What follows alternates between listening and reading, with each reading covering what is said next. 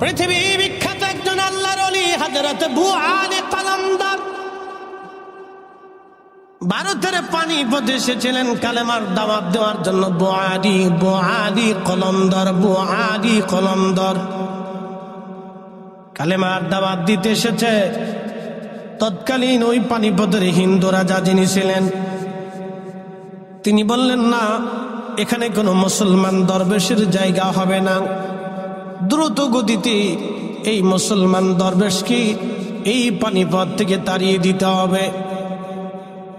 আমি রাজার সীমানার ভিতরে কোনো মুসলমান দরবেশ থাকতে পারবে না। তাড়িয়ে দেওয়ার জন্য আবু আলী কলমদারকে তারা তাদের সন্ন্যাসী সাধু ধর্মগুরু যারা ছিল তাদেরকে ডাকলেন। ডেকে বললেন, আপনারা মন্ত্রতন্ত্র দিয়ে যে কোনো ভাবে তাকে এই জমিন থেকে বিদায় করে দেন। সাধু সন্ন্যাসী পুরোহিত যারা ছিলেন, হিন্দু ধর্মগুরু যারা ছিলেন, তারা জাদুটনা করে থাকেন। জাদুবিদ্যায় তারা পারদর্শী, মন্ত্রতন্ত্র তারা গ্রহণ করে। দেখবেন তারা মন্ত্রতন্ত্র শিক্ষা করে। তোমরা মন্ত্রতন্ত্র দিয়ে বহু চেষ্টা করেও সেই দিন আবু আলী কলমদারের কিছুই করতে পারে নাই। রাজা ডাক দিয়ে বললেন, কি ব্যাপার, আবু আলী কলমদারকে কেন তাড়ানো যায় না? সন্ন্যাসীরা বলল, মহারাজ, সর্বনাশ, আমরা অনেক জাদু করে দেখছি, এই মুসলমান ফকিরকে কিছুই করা যায় না। কারণ এই মুসলমান দরবেশের অদৃশ্য থেকে একটা শক্তি আসে। ওই শক্তির কাছে আমাদের জাদুর শক্তি কাজে লাগে না। একবার জোরে বলা যাবে কি আল্লাহু আকবার? আচ্ছা বলেন তো, ওই অদৃশ্য শক্তির মালিক কে? এই যে লাইট জ্বলতেছে, এই লাইটের পিছনে একটা শক্তি কাজ করে। এই শক্তির নাম হলো বিদ্যুৎ। এই বিদ্যুৎ এই শক্তির কাজ করতেছে।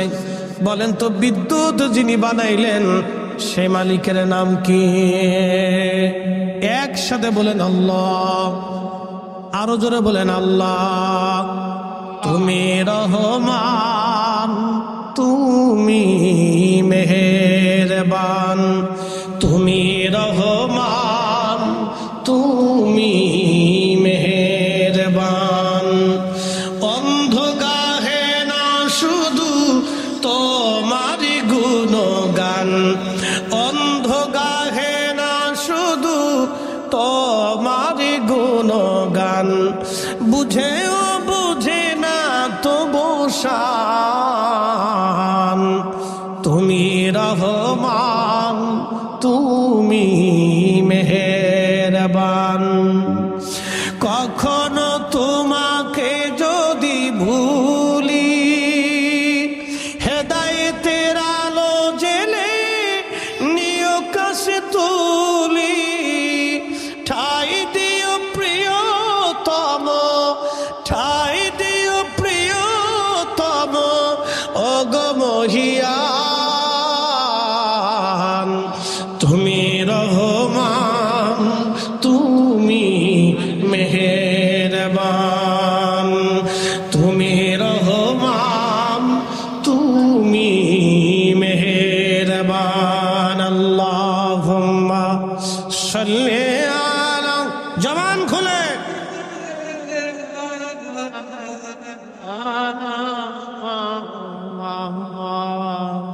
আলা আলি সাইয়্যিদিনা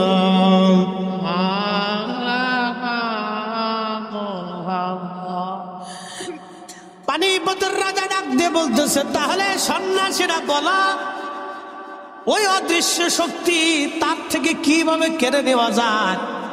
সন্ন্যাসীরা ডাক দিয়ে বলল, বাদশা নামদার, মুসলমান হারাম খায় না। যদি একবার হারাম খাওয়াইতে পারেন তাহলে ওই শক্তি তার ভিতর থেকে চলে যাবে। মুসলমান কি খায় না? হারাম খায় না। না না, একসাথে বলেন, মুসলমান কি খায় না? আরো জোরে বলেন, মুসলমান কি খায় না? বাবাজি, সারা 2-3 গ্রাম মিলে আগে একটা মসজিদ ছিল, এখন তো পাড়ায় পাড়ায় কোনায় কোনায় মসজিদ, ঠিক কিনা? আগে 2-3 গ্রাম বলে বা বড় একটা গ্রামের একটা মসজিদ ছিল, সবাই ওই মসজিদে নামাজ পড়তে আসতো। মসজিদের ইমাম সাহেবকে বলা হতো মুন্সি সাহেব। কি বলা হতো? মুন্সি। উত্তর দিয়েন, কথা কইেন, কথা কইলে ভালো লাগে, নইলে ভালো লাগে না, তো মনোযোগ দিন। মুন্সি সাহেব, মুন্সি সাহেব এলাকার মুন্সি সাহেব ছিলেন, তিনি একজন ইমাম। আহা, মুন্সি সাহেব পানির মধ্যে সূরা ফাতিহা পড়ে ফু দিছে। ওই পানি আর পানি থাকে নাই, যে নিয়ত করে ফু দিয়েছে ওই নিয়তের গুণে সূরা ফাতিহার বরকতে পানি আল্লাহ ঔষধ বানিয়ে দিয়েছে। কথা কোন ঠিক কিনা? বলে কারণ কি? মুন্সি সাহেবদের জীবনে একটা আমল ছিল, আপনারা জানবেন, কোন বাড়ির মহিলা যদি বেপর্দা চলতো, মুন্সি ওই বাড়ি খাবার খাইতো না। কি কথা কর?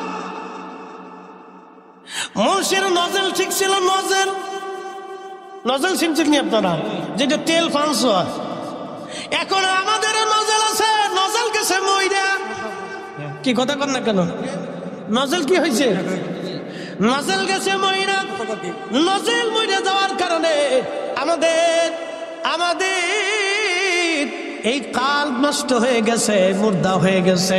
যার কারণে সুন্দর করে যদি আমরা পড়ি আলহামদুলিল্লাহি রাব্বিল আলামিন আর রহমানির রহিম মালিক ইয়াউমিদ্দিন,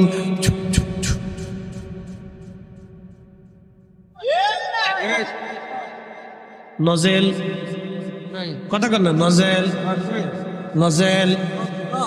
আগের মুন্সি যদি কেরাত একেবারে 100% বিশুদ্ধ না, কিন্তু দিল বিশুদ্ধ। কথা কর না কেন? খাবার বিশুদ্ধ। খাবার কি?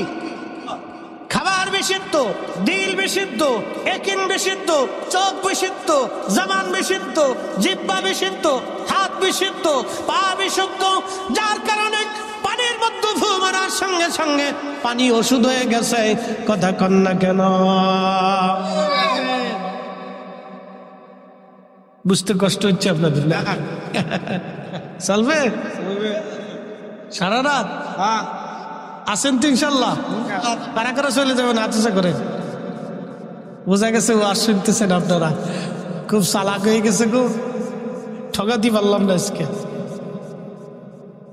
খুব মনোযোগ দিবেন। হাজরতে বুআলি কলমদার সন্ন্যাসী বলতেছে, বাদশা যদি শুয়োরের গোশত খাওয়াইতে পারেন তাহলে তার এই শক্তি নষ্ট হয়ে যাবে। বলে তারা তো শুয়োরের গোশতকে হারাম মনে করে।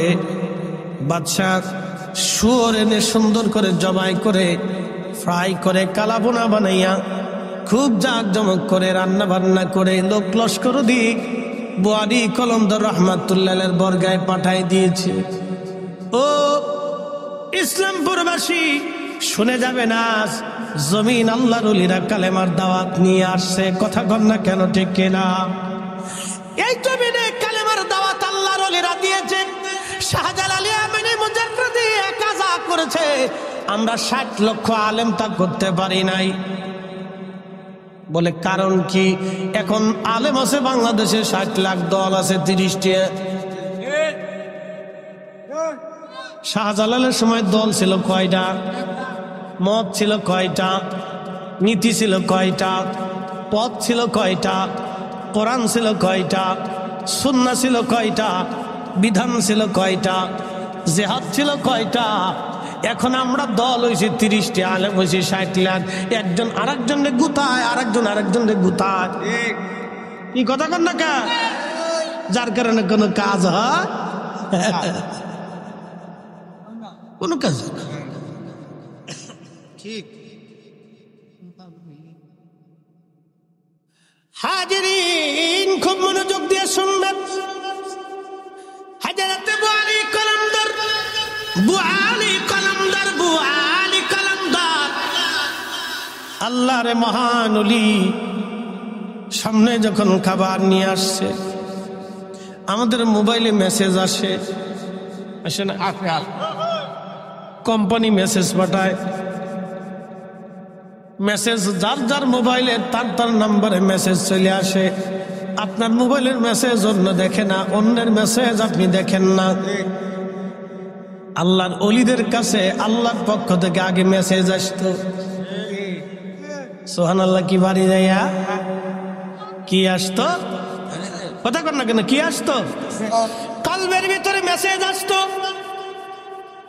খাবার সামনে বাচ্চা পাঠাইতেছে গরুর গোশত বলিয়া, আল্লাহ মেসেজ পাঠাইছে বোয়ালি কলমদারের কালবে, বন্ধু খাবার খাওয়া যাবে না, এটা গরুর গোশত না রে বন্ধু, শুয়োরের গোশত।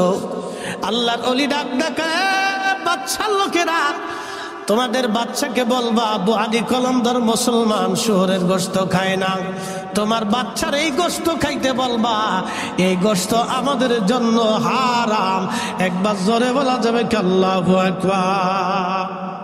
শাহজালালের বাংলাদেশ, শাহপরানের বাংলাদেশ, রহম করো আল্লাহ, রহম করো আল্লাহ।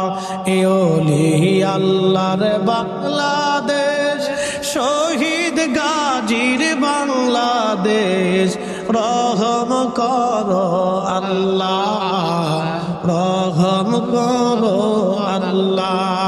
লা ইলাহা ইল্লাল্লাহ, লা ইলাহা ইল্লাল্লাহ, ও লা ইলাহা ইল্লাল্লাহ, লা ইলাহা ইল্লাল্লাহ, লা ইলাহা ইল্লাল্লাহু মুহাম্মাদুর রাসূল সাল্লাল্লাহু আলাইহি ওয়াসাল্লাম। বন্ধুগণ আমার, অনেক দূর পর্যন্ত নিয়ে গেছি, হালালের বিষয়ে আলোচনা করতে করতে নিয়ে চলে গেলাম। বাবাজি, যে দুনিয়াতে আজ আপনি বসে আছেন, আগামী দিন এই দুনিয়ার ভিতর থেকে চলে যে কবরের ঘরে আমাদের জায়গা হয়ে যাবে। আহা, দিলটাকে নরম করে দিবেন মায়েরা, দিলটাকে নরম করে দিবেন। এই গরুস্থানে অনেক কবর স্থান হয়ে গেছে, কত মানুষের দেহ মাটির সাথে মিশে গেছে। একজন মানুষের দম যখন ফুরিয়ে যায়, আমার রব বলতেছেন কুল্লু নাফস, এমন কোন জীবন নাই রে যায়িকাতুল মউত, তার মরণ না আসবে। যখন মরণ এসে যায়, মরণ আসার 24 ঘন্টা পর, 24 ঘন্টা পরে তার পায়খানা রাস্তা দিয়ে একটা পোকা বের হয়ে আসে। 24 ঘন্টায় কিন্তু শরীর ফেটে যায় না, 24 ঘন্টা পরে পায়খানা রাস্তা দিয়ে একটা পোকা বের হয়। এই পোকাটা সারা শরীরের মধ্যে ছড়ায় যায়। এই পোকা প্রধানমন্ত্রী চিনে না, রাষ্ট্রপতি চিনে না, প্রধান সেনাপতি চিনে না, পুলিশ প্রধান চিনে না, র্যাব প্রধান চিনে না, বিজিবি প্রধান চিনে না, নৌবাহিনী প্রধান চিনে না, বিমান বাহিনী প্রধান চিনে না। এই পোকাটা ডিবি প্রধান চিনে না, সিআইডি প্রধান চিনে না, এই পোকাটা এনআইসি বলেন, এরপরে আরো যত সংস্থা আছে নিরাপত্তা, কোন নেতাকে এই প্রধান পোকা চিনে না। এলাকার বড় নেতা, আইতে নেতা, ফাইতে নেতা, কোন নেতার এই পোকা চিনে না। কি কথা কন না কেন? বাবাজি, এই পোকাটা যখন মানুষ মারা যায়, পায়খানার রাস্তা দিয়ে বের হয়ে আসে, আহারে সারা শরীর ভরে এই পোকাটা ছড়াইয়া গন্ধ বের হতে থাকে, মারাত্মক বিভৎস গন্ধ।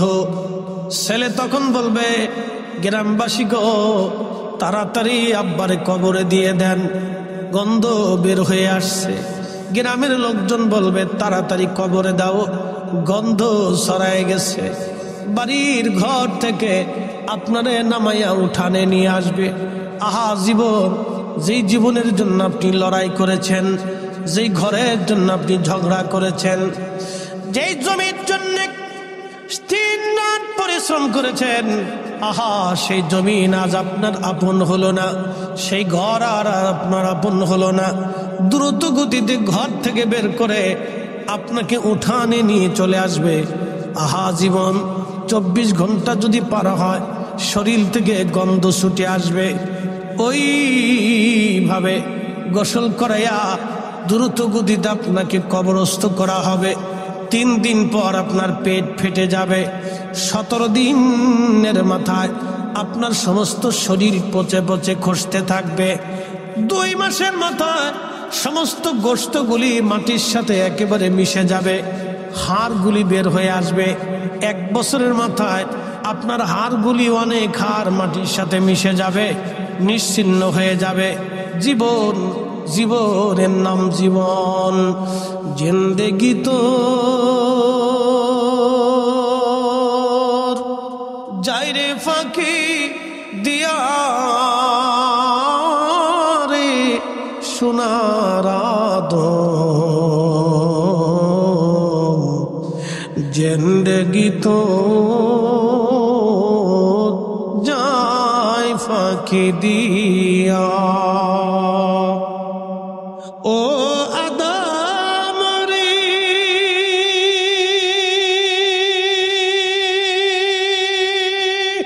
পাক ধরিয়া গেছে দাড়ি, দন্ত মাসে গোটা চারি,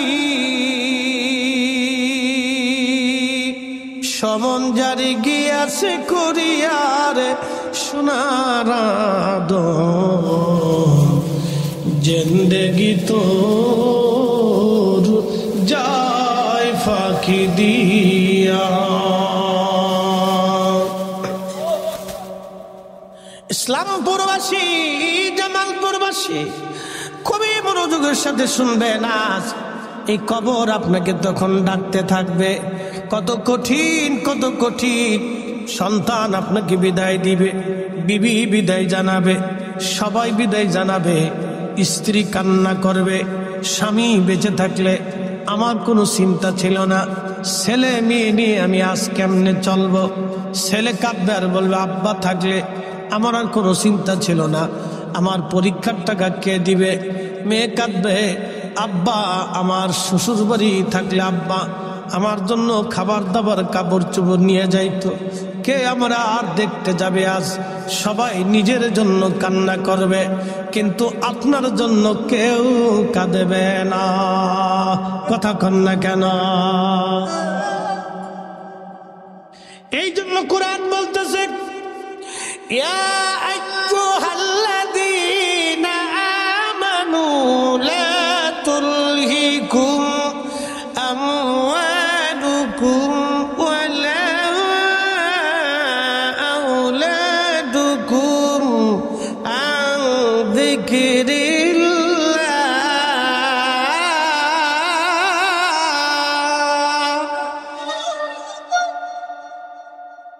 হে ঈমানদার, তোমরা সন্তান এবং সম্পদের প্রেমে পড়ে আমি আল্লাহ জিকির থেকে তোমরা গাফেল হইও না।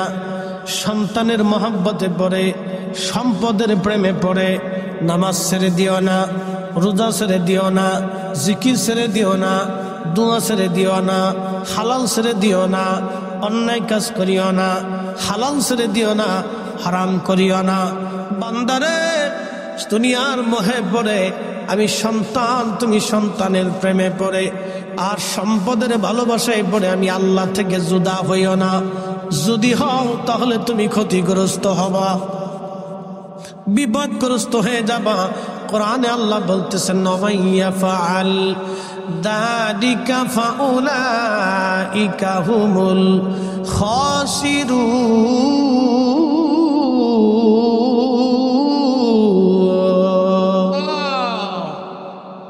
একদিন মাটির ভিতরে হবে ঘরে মন আমার, কেন বান্ধু দালান ঘর। মন আমার কেন বান্ধু দালান ঘর। কষ্ট হচ্ছে আপনাদের?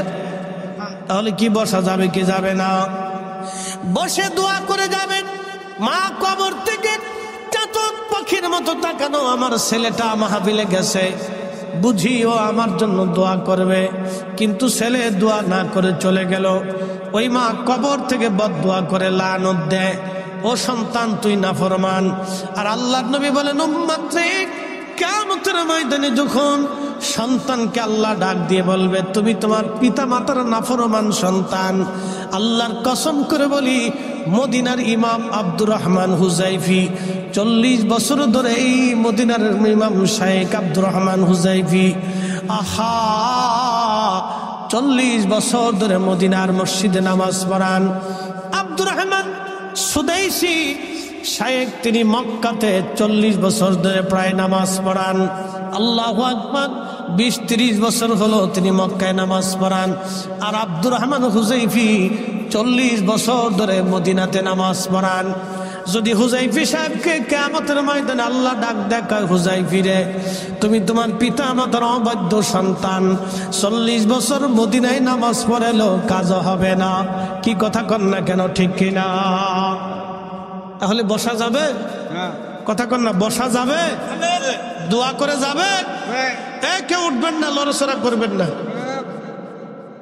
একটা লোক উঠবেন না। যদি উঠেন তাহলে আমি অপমান করব। আগে যার চলে যাওয়ার দরকার চলে যান, এখনই সময়, এরপরে কিন্তু উঠতে পারবেন না, বসে থাকতে হবে। আমি লম্বা ওয়াজ করবো না, একবারে সারা রাত দর্শি যে একবারে ফজর পর্যন্ত ঠেকাবো তা কিন্তু না। বসে ধীরস্থনা তার সাথে দুটি কথা শুনে একটু দোয়া করবেন, বাবা মার জন্য একটু চোখের পানি ফেলেন, না হলে আপনার আখেরাত ধ্বংস হয়ে যাবে। বাপ বন্ধু, আখেরাত ধ্বংস হয়ে যাবে। বলতেছি আপনাদেরকে, আজকে একটা আলোচনা শোনাবো, আল্লাহ যেন তৌফিক দেয়, সকলে বলে না আমিন। প্রিয় উপস্থিতি, আমার ইসলামপুরবাসী অনেক মায়েরা আজকে আমার ওয়াজ শুনতে আসছে, বসে রয়েছে। মা, ওদেরকে বলবো ধীর স্থিরতার সাথে কথাগুলি শুনেন, জীবনের কাজে লাগবে। কারণ এখানে যারা বসছেন তারা আখেরাত কামাই করার জন্য বসে গেছেন। এই মাটি, যে মাটির উপরে আজ বসে আছেন, আগামীকাল এই মাটির নিচে আমাদের সবারই ঘর হয়ে যাবে। 17 দিনের মাথায় আমাদের শরীর পচে যাবে, 2 মাসের মধ্যে হাড় গোশত থেকে আলাদা হয়ে যাবে, 1 বছরের মধ্যে মাটির সাথে মিশে যাবে, কোনো অস্তিত্ব হবে না। বহু রাজা বাদশাহ কবরে চলে গেছে, তাদের কবরে কুত্তা পেশাব করে, কিন্তু ঠেকানোর মতো কোনো সুযোগ নাই। কথা কন ঠিক কিনা? যাদের ধমকে মানুষ কাঁপত, তাদের কবরে আজ কুকুর ঘোরাফেরা করে, কিন্তু তাড়ানোর কোনো শক্তি নাই। পৃথিবীতে যতদিন নেতাগিরি করবেন ততদিন মানুষ আপনার পিছে পিছে ঘুরবে। মরে যাওয়ার পরে আপনার কবরের পাশে কাউরে খুঁজে পাবেন না। আপনি যাই দেখেন, এই জামালপুরে যতজন এমপি মন্ত্রী মরে গেছে, তাদের কবরের পাশে এখন আর কেউ যায় না। কি কথা কন না কেন? বহু চেয়ারম্যান মরে গেছে, তাদের কবরের পাশে আর কেউ যায় না, বলে দিচ্ছে।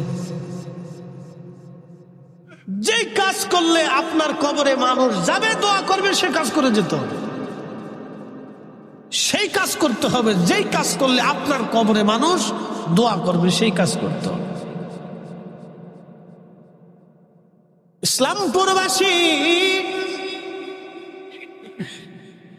পৃথিবীতে আমরা মায়ের মাধ্যমে, বাবার মাধ্যমে এসেছি, 2 জনের মাধ্যমে আমরা দুনিয়াতে আসছি। আহা, খুব মনোযোগ দিবেন। মায়ের রেহেমের মধ্যে আমরা ছিলাম 10 মাস 10 দিন, সর্বনিম্ন সীমা 6 মাস। 6 মাসে একটা সন্তান মায়ের পেটের মধ্যে একেবারে পরিপূর্ণ হয়ে যায়। এরপরে 6 মাস পরে আসে। 6 মাস আগে যদি কোনো সন্তান জন্ম হয়, তাহলে এটা অপরিপূর্ণ থাকে, সে মারা যায়। কিন্তু 6 মাস পর্যন্ত একবারে পরিপূর্ণ সীমা। 6 মাস পরে সন্তান দুনিয়াতে আসে। কেউ 7 মাসে আসে, কেউ 8 মাসে, কেউ 9 মাসে। সর্বোচ্চ সীমানা 10 মাস 10 দিন। এর ভিতরে মায়ের পেট থেকে আমরা দুনিয়ার মধ্যে আসি। এতদিন মায়ের রেহেমের ভিতরে আল্লাহ আমাদেরকে রাখেন। মায়ের নাভির সাথে আমাদের সাথে আল্লাহ অ্যাডজাস্ট করে দেন। মা খাইলে আমাদের খাওয়া হয়, মা ঘুমাইলে আমাদের ঘুম হয়ে যাইতো, মা পুষ্টিজনিত খাবার খাইলে আমাদের শরীরে পুষ্টি হতো। এজন্য এই সময় ডাক্তার বলতো, আপনারা গর্ভবতী নারীদেরকে পুষ্টিকর খাবার খাওয়াবেন। আল্লাহর নবী 1450 বছর আগে বলেছেন, উম্মত তোমরা গর্ভবতী নারীদেরকে খেজুর খাওয়াবা, কারণ খেজুর আল্লাহর জান্নাতের ফল। এই খেজুর খাইলে বাচ্চা সুন্দর হয়। এবং এই খেজুর খাইলে গর্ভবতী নারীরা শক্তিশালী হয়। কিন্তু আমার দেশের মহিলারা খেজুর খায় না, আমার দেশের বেটিরা খায় ফুচকা আর চটপটি, বিরাট খায়, ছাগলে যেমনি খায় অমনে খায়,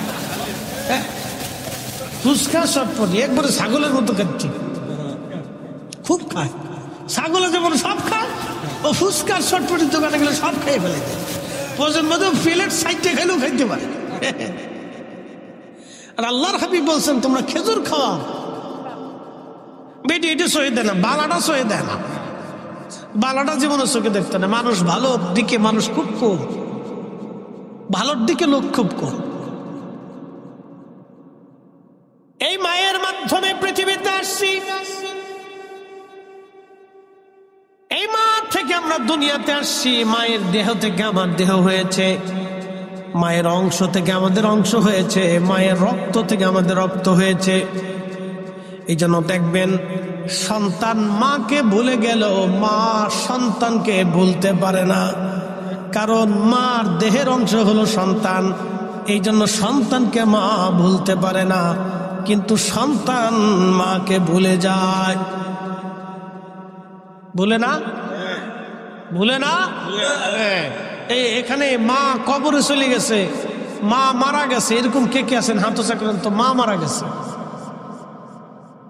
শুধু মা মারা গেছে, আব্বার কথা বলিনি, মা মারা গেছে, মা মারা গেছে, এরকম লোক হাত উঁচা করেন। আচ্ছা, হাত নামান, তা তো অনেক লোক, প্রায় 100 লোক হবে। এখন আমি যদি জিজ্ঞেস করি, প্রিয় ভাই আমার, মা মরে গেছে, প্রত্যেক দিন মা আপনার খোঁজ নিত, খাবার খাইছেন কিনা, কখন ঘুমাইছেন, কোথায় গেছেন, বাড়ি ফিরতে রাত হইলে মা আর ঘুমাইতো না, খালি ঘরের মধ্যে ফাইসারি করত, আর ফোন দিত, খোঁজ নিত, আমার খোকা আসে না কেন, কোন জায়গায় গেছে, কি আছে, মা খুব দুশ্চিন্তা করত। আচ্ছা, এখন প্রশ্ন করি, জবাব দিবেন। মা তো আপনারা নিয়ে এত চিন্তা করতেন, মা কবরে চলে গেছে, কবরের পাশে কয়দিন মাসে দাঁড়াইছেন, আমার একটু পরিসংখ্যান দেন তো। মাসে দাঁড়াইছে, মায়ের কবরের পাশে মাসে একবার দাঁড়াইছেন, এরকম কয়জন আছে?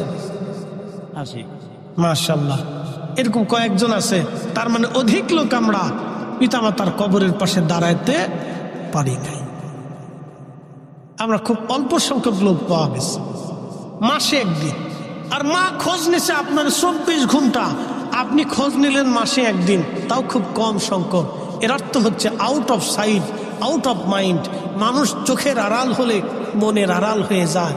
ঠিক একদিন আপনিও চোখের আড়াল হবেন, আপনার সন্তান এরকম ভুলে যাবে। যদি আপনি দোয়া না করেন, আপনার সন্তানও ভুলে যাবে। যদি আপনার সন্তানকে দোয়া না শিখান, আপনার সন্তান আপনাকে দোয়া বন্ধ করে দিবে। যদি সন্তানকে দোয়া শিক্ষা না দেন, তাহলে সন্তান দোয়া বন্ধ করে দিবে। এই জন্য আমাদের সন্তানদেরকে দোয়া শিখাইতে হবে, দোয়াই বসাইতে হবে, দোয়া করাইতে হবে। কথা বলেন ঠিক না বেটা? দোয়ার দলিল এত লাগবে না, প্র্যাকটিক্যাল শিখাবেন। প্র্যাকটিক্যাল প্র্যাকটিক্যাল লাগবে। যে মুসলমান দোয়া মানে না, হয়তো মুসলমানই না। কি কথা কর না কেন? সে তো মুসলমানের কাতারই আছে। আপনি দলিল চাইতেছেন যে দোয়া করবো, দলিল কি বেটা? দলিল কি চিন্তা কর, তুই মুসলমান এসব কিনে এটা দেখ। নতুন করে আবার মুসলমানই দিয়ে কালমা পড়ায় মুসলমান বানাইতে। দোয়া না মানলে তো আল্লাহ কোরআন অস্বীকার করা হবে। আর কোন ব্যক্তি যদি আল্লাহ কোরআন অস্বীকার করে, সে মুসলমান থাকে না। কথা কর না কেন? কোন ব্যক্তি কোরআন অস্বীকার করলে সে আর মুসলমান। এখন আপনাদেরকে আসে, রাব্বির হামহুমা কামা রাব্বায়ানি সগীরা, এই শব্দ কি আমাদের? কোথাকার? জোরে বলে, আরো জোরে বলে। এই শব্দটা কে বলছে? জোরে বলে। দোয়া কেমনে করতে হবে, কোন বাক্য দিয়ে, কোন শব্দ দিয়ে, আল্লাহ নিজে শিখাইতেছে। তো যেই ছেলে দোয়া মানে না, সে দোয়া করে কখন আর বলে কখন? আপনি আমাকে বলেন। যেই সন্তান দোয়া মানে না, সেই দোয়া করে কখন? আমাকে বলেন, সে কখন করে? আপনাকে বাবা মার হক আদায় করতে হবে। আনিশ করলি, কোরআন বলতেছে আনিশ করলি আমার শুকর করো, ওলি ওলি দায়িক, আমার পরেই তোমরা তোমার পিতামাতার শুকরিয়া আদায় করো, কৃতজ্ঞ হও। আল্লাহ এই জন্য শিখিয়ে দিয়েছেন অকুর রব্বি, এবং বলো রাব্বি রাহমহুমা কামা রাব্বায়ানি সগীরা। এর মর্মার্থ অর্থ বলবো না, মর্মার্থ বুঝিয়ে দিচ্ছে আজকে আল্লাহ কি বুঝাইতে চাইছেন। আপনি সারা জীবন শুধু শুনছেন যে রাব্বি রাহমহুমা কামা রাব্বায়ানি সগীরা, কিন্তু আজকে আল্লাহ কি বুঝাইতে চাইছেন আমি বুঝাই দিচ্ছি। রব আরবি শব্দ, এর অর্থ হচ্ছে লালন পালন করনেওয়ালাকে রব বলে। আল্লাহ নিজে রব, পিতা মাতাকেও আল্লাহ রব বলেছে। রাব্বি রাহমহুমা কামা রাব্বায়ানি সগীরা। ইসলামপুরবাসী আল্লাহ শিখিয়ে দিচ্ছে বান্দারে তুমি সেইভাবে দোয়া করো যেইভাবে তোমার পিতামাতা, তুমি এইভাবে বলো হে রব্বুল আলামিন, আপনি আমার আব্বা আম্মাকে সেইভাবে কবরে জান্নাতে লালন পালন করেন যেইভাবে আমার বাবা মা ছোট্টকালে রব্বায়ানি সগীরা, ছোট্টকালে আমার মা দুলিয়ে দুলিয়ে আমার ঘুম পাড়াইতো। আমার মা আমারে দুলিয়ে দুলিয়ে ঘুম পাড়াইতো। আমার মা আমারে দুধ পান করিয়ে ঘুম পাড়াইতো। আমি সন্তান পেশাব পায়খানা করে দিয়েছি, আমার মা সাথে সাথে আমাকে পরিষ্কার করে বুকের মধ্যে জড়িয়ে ধরে চুমা লাগাইতো। আমি অসুস্থ হয়েছি, বাবা পেরেশান হয়ে গেছে, কেমনে ডাক্তার দেখাবে, টাকা যদি না থাকতো বাবা পাগল পাড়া রক্ত বিক্রি করে হলেও বাবা সন্তানের ওষুধ কিনে দেওয়ার জন্য পাগল হয়ে থাকতো। কি কথা কন না কেন? আল্লাহ বলতেছেন বান্দারে তুমি সেইভাবে দোয়া করো ছোট্টকালে তোমারে বাবা মা যেইভাবে আদর দিয়ে ভালোবাসা দিয়ে সোহাগ দিয়ে তোমাকে বুকের মধ্যে করে কোলের মধ্যে করে বড় পরম যত্নে তুমি যাতে কোনো রকম ব্যথা না পাও, কষ্ট না পাও, এইরকম ভালোবাসা দিয়ে তোমারে ছোট্টকালে লালন পালন করত। তুমি ওইভাবে বলো রব আমার আব্বা আম্মারে ওইভাবেই আপনি জান্নাতে লালন পালন করেন। একবার জোরে বলা যাবে কি আল্লাহু আকবার? না না, চিৎকার মেরে বলেন আল্লাহু আকবার। তাহলে বলেন দোয়া চলবে কি চলবে না, লাগবে কি লাগবে না? যারা দোয়া মানে না কপাল পুরা, কথা কোন ঠিক কিনা? কোরআন শিখিয়েছে, আমি শিখিনি। খুব মনোযোগ দিয়েন। দোয়া যদি না করেন পরিণতি কি হবে একটা ঘটনা শোনাই, না কষ্ট হবে আপনাদের? আর আমার কি 20 মিনিট সময় দেওয়া যাবে? ইনশাল্লাহ 20 মিনিট দেওয়া যাবে তো? তাহলে একসাথে বলেন না আল্লাহু আকবার। যদি 20 মিনিট দেন একটা ঘটনা শোনাই। এবছর হজে গিয়েছিলাম। হজ তো অনেক কষ্টের একটা ইবাদত, হজ অনেক কষ্টের একটা ইবাদত, হজ অনেক কঠিন একটা ইবাদত। প্রচন্ড গরম, সৌদি আরবে 45 ডিগ্রি সেলসিয়াস তাপমাত্রা। আপনি হাঁটলেন মানে মক্কা দিয়ে আরব দিয়ে যদি আপনি হাঁটেন গরমের দিনে, প্রচন্ড লু হাওয়া নাকের ভিতর দিয়ে ঢুকবে, শ্বাসের সাথে ঢুকবে, আপনার কলিজা শুকিয়ে আসবে, জিহ্বা শুকিয়ে আসবে। প্রচন্ড গরমে ঘন ঘন ঘন ঘন পানি খেতে হবে। এই জন্য সৌদি আরবের তেলের চাইতে পানির দাম একেবারে কম না। তেল এবং পানি মোটামুটি একবারে লেভেল পরিমাণে, সামান্য একটু কম বেশি। হাজি আরাফাত থেকে রওনা দিয়ে মুজদালিফা হয়ে মিনা হয়ে জমারাত হয়ে হেরেম এসে তাওয়াফ করে, ফরজ তাওয়াফ করে, সাই করে একেবারে হোটেল পর্যন্ত আসতে আপনি প্রায় 30 কিলোমিটার হবে আপনার পায়ে হেঁটে। একসাথে বলবেন না আল্লাহু আকবার। এই জন্য যৌবন থাকতে হজ করা লাগে। আমাদের দেশের হাজিরা চিন্তা করে আরেকটু বয়স হোক, আরেকটু বয়স হোক, আরেকটু বয়স হোক, শেষে বুঝে গেলে হজ করবার যায় খালি কয়। এরপরে কয় হুইল চেয়ার দেন, এরপরে কয় বাস দেন, আরাফা থেকে মুজদালিফা হাইটে আসে না বাসে বসে আসে, এরপরে কোন রকম ঠেলান গুতাগুতি করতে করতে জমারাতে আসে, বিরাট কষ্ট। এরপরে ঘুরে ঘুরে ধরে হজ করার লাগে, কত জ্বালার জ্বালা। কিন্তু হজ কখন ফরজ হয় আজকে বলে দিয়ে যায়। কাবা শরীফে যাবেন এবং আসবেন, যেই পরিমাণে খরচা ওই পরিমাণে খরচা। কাবাতে থাকবেন 40 দিন, যেই পরিমাণে খরচা ওই পরিমাণে খরচা।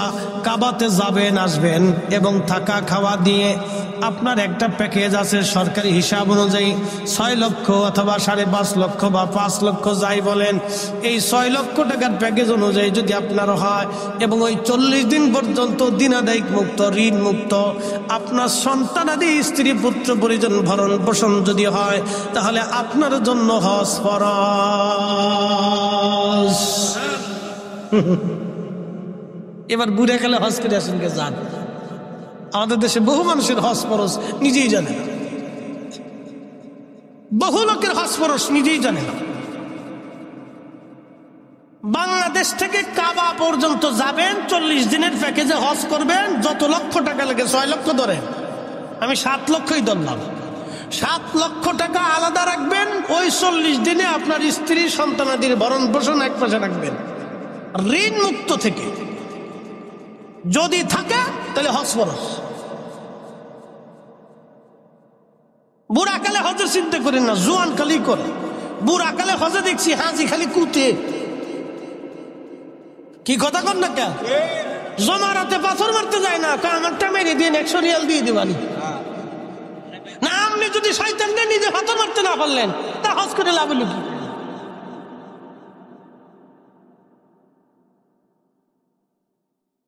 খুব মনোযোগ দিবেন। বিশ্ববিখ্যাত ইমাম আল্লামা ইমাম আল ফারাজ ইবনুল জৌজি রাহমাতুল্লাহ আলাইহি একটা কিতাব লিখেছেন উলুল হিকায়াত। 900 বছর আগের এই কিতাব একটা ঘটনা লেখেন। আল্লাহর একজন মহান ওলি, তার নাম হযরতে মালিক ইবনে দিনার আল ইরাকি আল বসরি। তিনি হজ করার জন্য মক্কায় গেলেন, হজ শেষ করলেন। শেষ করার পরে হজের যাবতীয় অনুষ্ঠানাদি শেষ হলো। শেষ হয়ে যাওয়ার পরে তিনি আল্লাহর দরবারে কাবায় বসে দোয়া করলেন, ইয়া রাব্বি, আপনি দয়া করে আমাকে দেখায় দেন কার হজ হলো কারটা হলো না, আপনি দয়া করে বলে দেন। হযরত মালিক ইবনে দিনার আল ইরাকি রাহমাতুল্লাহ আলাইহিকে আল্লাহ স্বপ্নের ঘরে দেখাইলেন, মালিক রে, আমি সবার হজ কবুল করেছি, সবার জীবনের গুনাহ মাফ করেছি, কিন্তু একজনের গুনাহ মাফ করি নাই, একজনের হজ আমি আল্লাহ কবুল করি নাই। সবাইরে মাফ করছি কিন্তু একজনরে করি নাই। মালিক ইবনে দিনার আল ইরাকি বসরি চিন্তায় পড়ে গেলেন, হাই হাই হাই, সবার ক্ষমা হলো কিন্তু একজনের হলো না। সে একজন লোকটাকে, এক লোকটাকে এটা দেখতে। পরের দিন আবার হেরেমে বসছে, হেরেমে বসে আবার কাঁদতেছে, আল্লাহ, ওই একটা লোক কি? আমি যদি হই তা আমি মালিকের জীবন বরবাদ, আল্লাহ আপনি দয়া করে বলে দেন। পরের রাত্রি আল্লাহ আবার স্বপ্নে বলতেছেন, মালিক রে, সবাইরে মাফ করছি কিন্তু একজনকে করি নাই। সে একজনের নাম হচ্ছে মুহাম্মদ ইবনে হারুন সমরকন্দি। সমরকন্দে তার বাড়ি। সমরকন্দ কোথায় আমি বলে দিই, বাংলাদেশ, ভারত, পাকিস্তান, আফগানিস্তান, তারপরের দেশের নাম উজবেকিস্তান।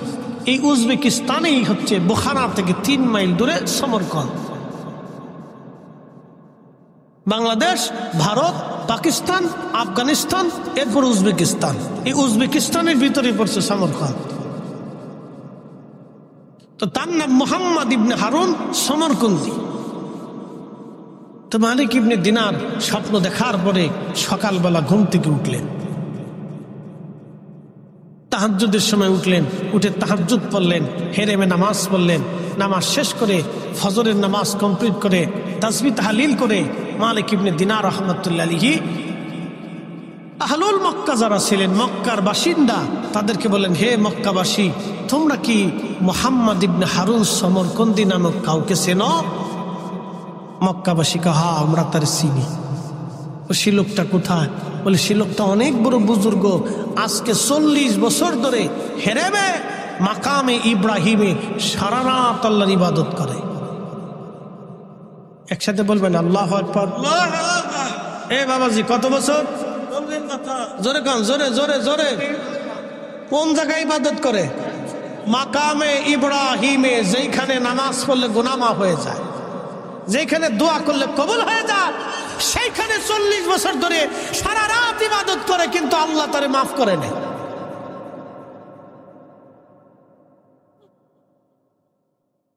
দোয়া সারা চলে যাবার চাইতেছেন না? চলে যান, এই ঘটনাটা সাথে করে বাড়ি নিয়ে যান, তারপরে দোয়া সারা চলে যান, অসুবিধা নেই।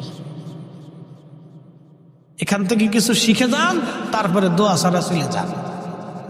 আমি আপনার দোয়া করতে কব না, মন চালি করেন, না করলে চলে যায়, খালি শুনে যান। 40 বছর ধরে নামাজ পড়ে কিন্তু কবুল হয় না। সবার গুনাহ মাফ হয় কিন্তু তারটা হয় না। বলে লোকটাকে কোথায় গেলে পাবো?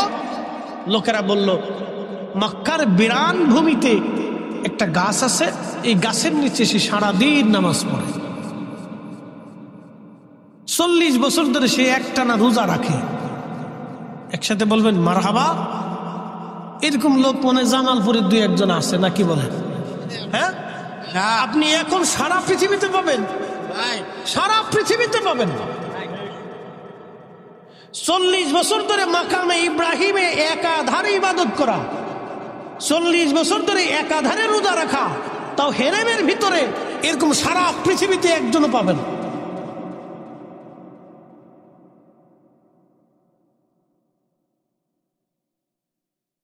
হাজরাতে মালিক ইবনে দিনার বললেন লোকটাকে কোথায় গেলে পাবো বলো?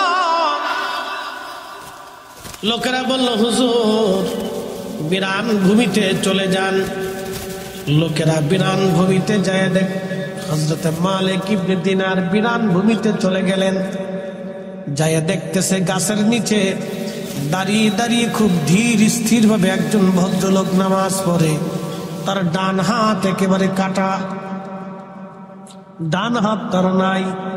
সে নামাজ পড়তেছে কিন্তু ডান হাত তার কাটা। মালিক ইবনে দিনার আল ইরাকি সালাম দিয়ে চুপচাপ বসে গেলেন। বসে যাওয়ার পরে ওই লোকটার নামাজ শেষ হয়ে গেল। মালিক ইবনে দিনার বললেন, হে আল্লাহর বান্দা, তোমার নাম কি? মুহাম্মদ ইবনে হারুন সমরকন্দি। লোকটা বলল, হুজুর আমার নাম মুহাম্মদ ইবনে হারুন সমরকন্দি। বলে হুজুর আপনার নাম কি? বলে আমার নাম মালিক ইবনে দিনার আল ইরাকি আল বসরি। বলতেছে হুজুর আমি আপনার নাম শুনেছি, আপনি এই জমানার মস্ত বড় একজন আল্লাহর ওলি। জোরে জোরে বলবেন কি মারহাবা।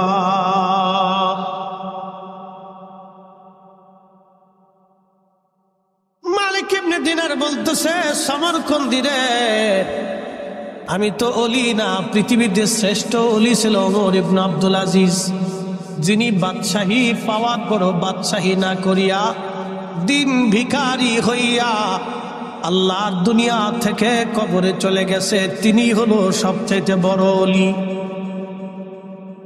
তবে ডাক দেখা, হুজুর কি জন্য আপনি আমার কাছে আসছেন? বলতেছে, আল্লাহর বান্দা গো, তোমারে একটা দুঃখের সংবাদ দেওয়ার জন্য আসছি। হজ শেষ করার পরে আমি 2 দিন মুরাকাবা করে দোয়া করলাম।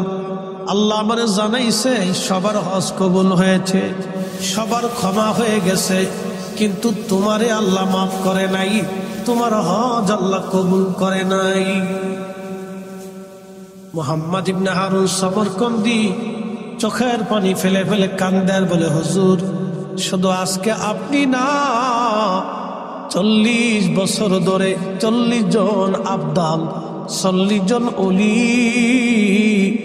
হজ শেষ হয়ে যাওয়ার পরে আমারে সংবাদ দিয়ে গেছে সবার ক্ষমা হয় কিন্তু আমার ক্ষমা হয় না, সবার মাফ হয় কিন্তু আমার মাফ হয় না, সবার হজ হয় কিন্তু আমার হজ হয় না।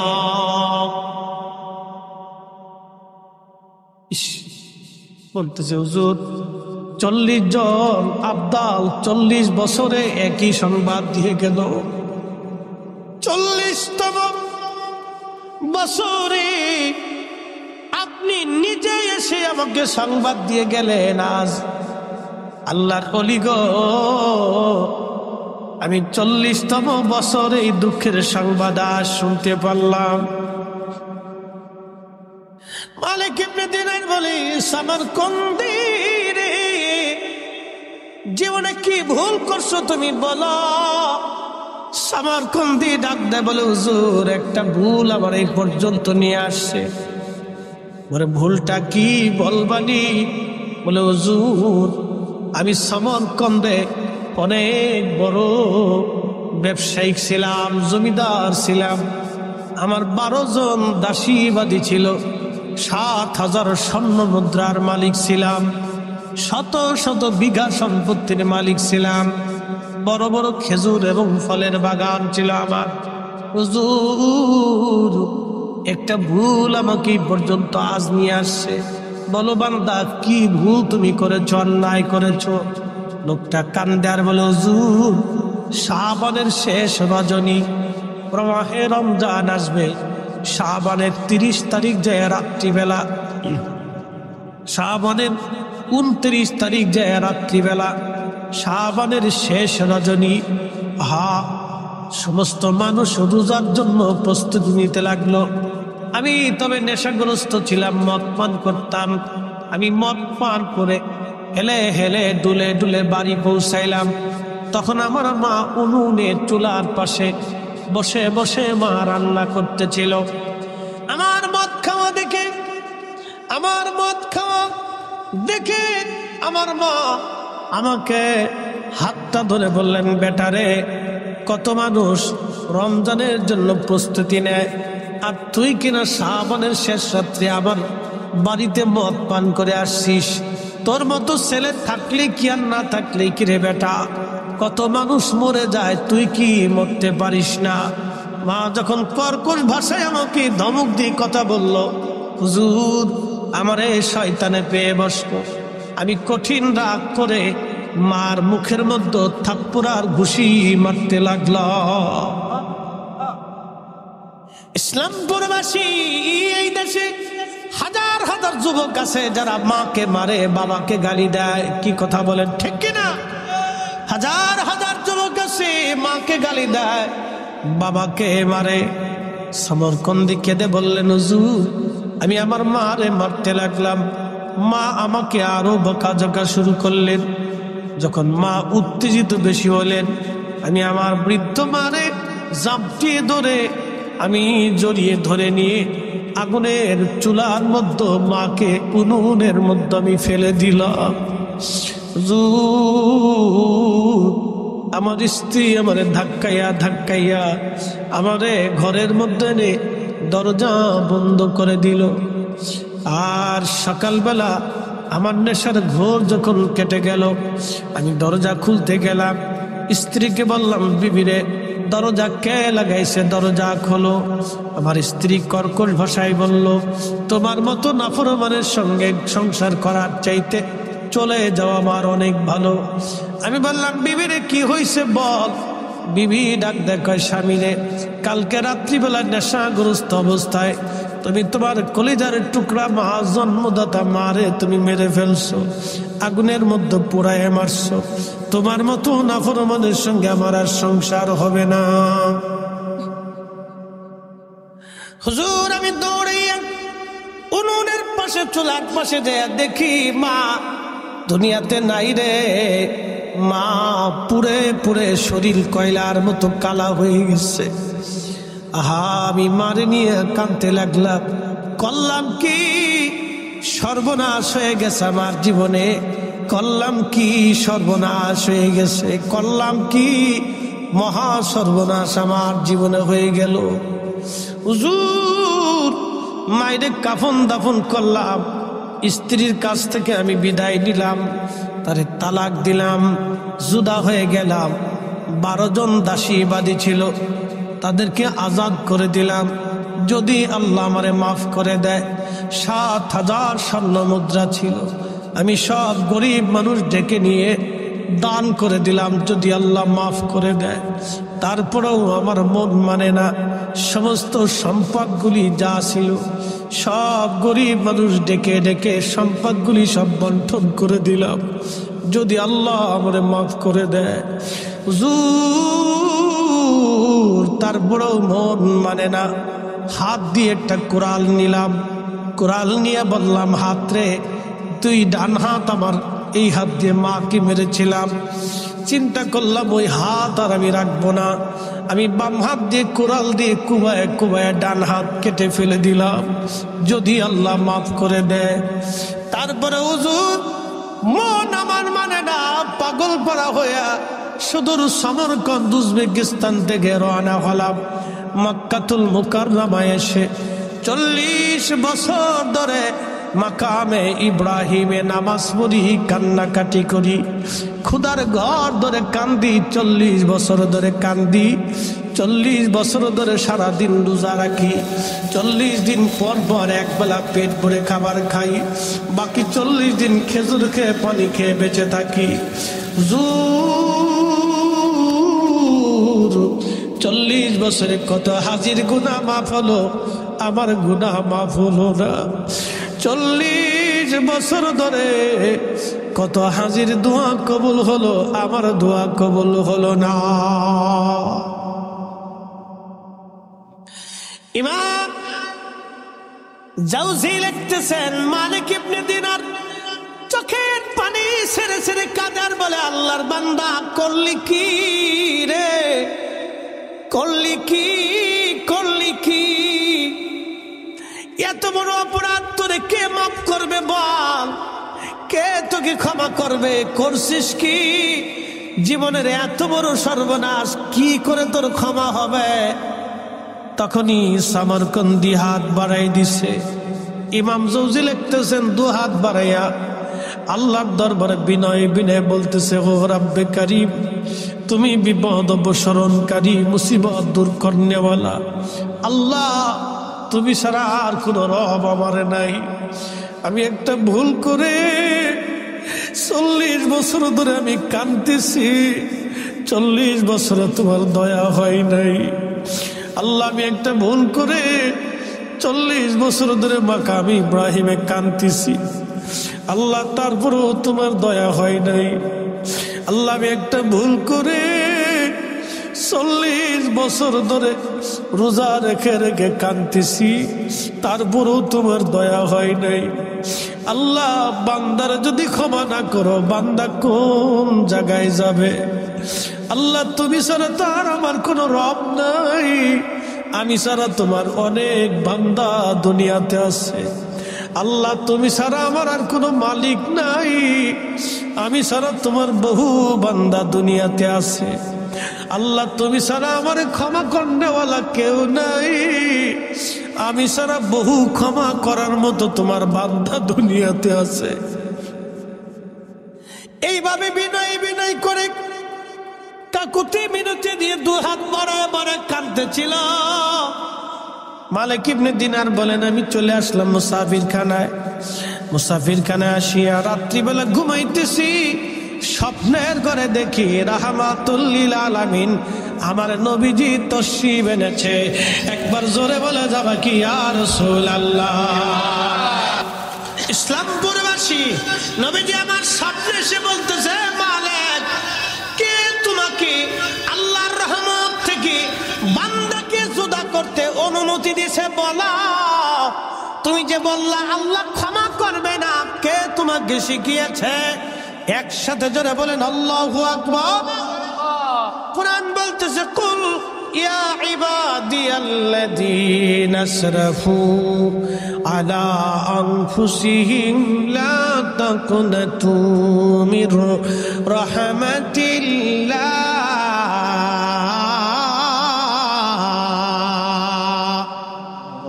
আল্লাহ রহমত থেকে নিরাশ হতে নিষেধ কে করেছে?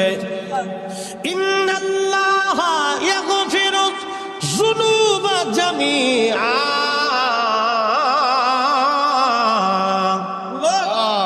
নিশ্চয় আমি রব তোমাদের যাবতীয় সমস্ত গুনাহগুলি আমি মাফ করে দেব। এবার বলেন, মাপ চাইতে হলে, মাপ পাইতে হলে মাপ চাইতে হবে। মাপ পাইতে হলে, জোরে বলেন, মাপ পাইতে হলে মাপ। সবরকন্দি কয় হাত বাড়াইছে? জোরে বলেন, কয় হাত বাড়ায় কার কাছে মুনাজাত করছে? কার কাছে? 40 বছর ধরে করলো, কবুল হলো না, কিন্তু শেষের দিনের মুনাজাত আল্লাহ কবুল করে ফেললেন। এই জন্য কোন দিনের দোয়া কবুল হবে আমরা জানি না, এই জন্য আমরা দোয়া ছাড়বো না। কথা কন ঠিক কিনা? দোয়া ছাড়া যাবে? দোয়া ভোলা যাবে? কখনই না। বাড়িতে মিলাদ পড়াইয়া, কোরআন খতম দিয়া, কালেমা খতম দিয়া বেশি বেশি করে দোয়া করাবে। কথা কন না কেন? বেশি বেশি করে পড়াবে। Free audio post production by alphonic.com